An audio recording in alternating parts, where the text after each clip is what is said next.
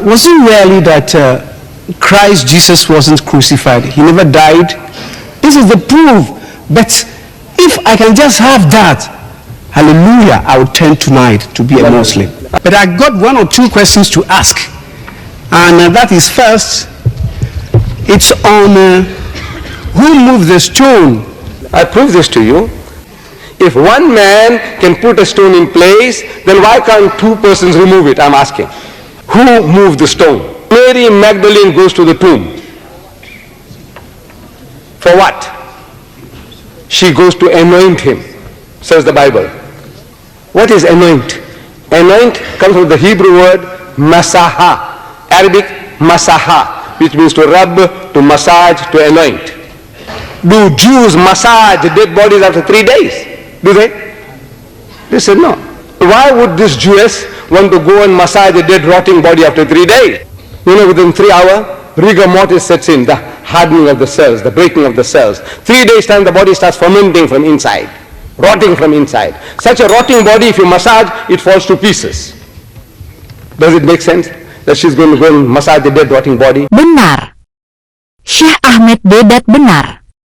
Dia telah membuktikan ucapannya kepada seorang Kristen dari Ghana yang menantang jika dapat dibuktikan dari Bible bahwa Yesus tidak mati karena penyaliban, dia akan masuk Islam. Memang menurut Bible, tidak disebutkan Yesus tidak disalib, tapi kesaksian atas kisah penyaliban Yesus dalam kitab suci Kristen berbelit-belit, tidak logis. Dan banyak kesalahan, sehingga kesaksian Bible dipertanyakan. Fakta ini membuktikan kebenaran klaim Al-Quran. Agar kita semua mendapatkan kisah yang benar, mari kita lihat bagaimana pendapat Notebook LM. Oke, selamat datang semuanya. Di pembahasan kali ini, kita akan coba melakukan sesuatu yang mungkin sedikit nggak biasa. Kita mau menginvestigasi salah satu pertanyaan teologis paling fundamental, tapi bukan dari sisi iman. Kita akan coba pakai kacamata logika formal dan probabilitas, ya, beneran logika, untuk menganalisis peristiwa penyaliban. Ini semua berdasarkan sebuah argumen yang menarik banget. Nah, biar kita semua bisa ngikutin alur argumen ini, kita akan bedah jadi 5 langkah utama. Pertama, kita lihat dulu pertanyaan logis dasarnya. Terus, kita definisikan 2 hipotesis yang saling bertarung. Setelah itu, kita uji asumsinya, cari kontradiksinya, dan terakhir, kita lihat apa kesimpulan rasional yang bisa ditarik dari model ini.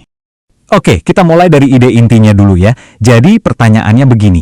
Bisa nggak sih kita menerapkan sebuah model, ya katakanlah model matematika yang dingin dan kaku, ke salah satu peristiwa paling sakral dalam sejarah keagamaan, yaitu penyaliban Yesus? Kelihatannya aneh ya, tapi ayo kita lihat. Dan pertanyaan inilah yang jadi pusat dari semua ini. Emang bisa gitu? Logika formal dengan segala aturannya dipakai untuk membedah sebuah klaim teologis yang umurnya udah ribuan tahun. Ini tantangannya.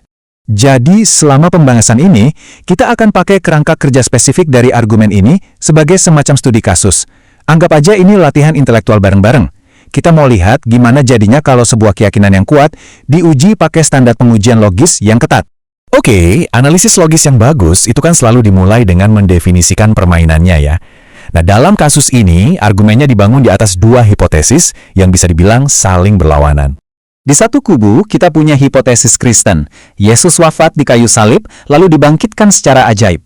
Nah, di kubu seberangnya ada hipotesis selamat, bahwa Yesus sebenarnya berhasil selamat dari penyaliban itu.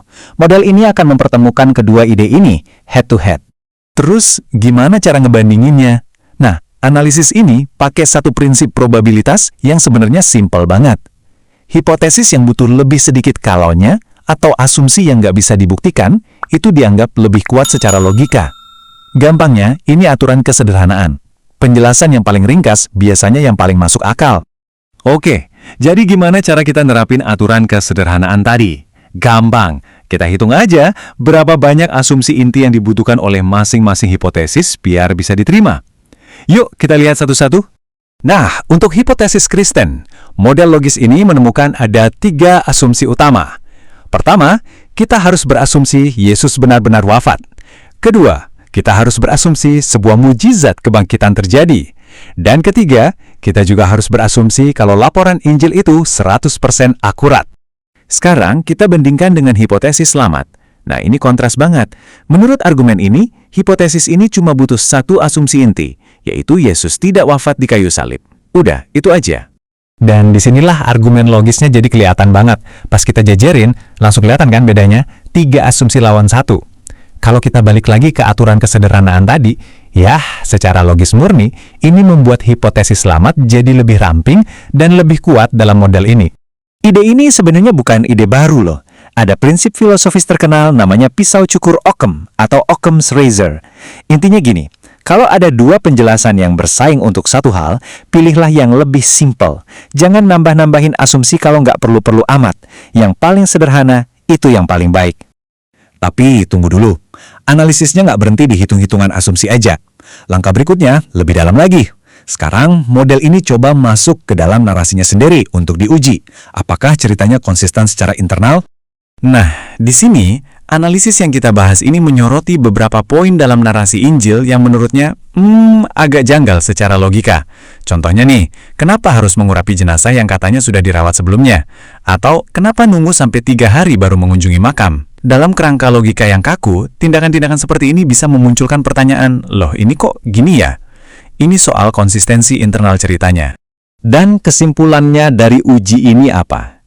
Begini, dalam dunia logika formal yang serba hitam putih, setiap inkonsistensi, sekecil apapun itu kayak retakan kecil di sebuah gelas.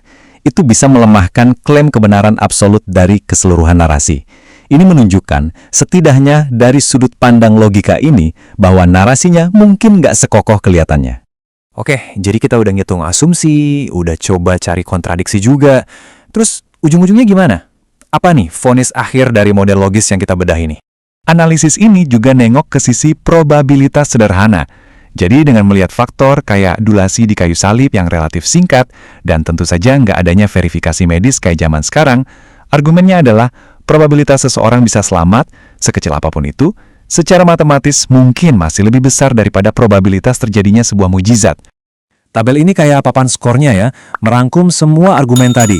Dilihat dari sisi manapun, baik dari kompleksitasnya atau dari jumlah asumsi logisnya, hipotesis selamat dinilai lebih unggul. Tapi ingat, ini dalam kerangka kerja yang spesifik ini ya.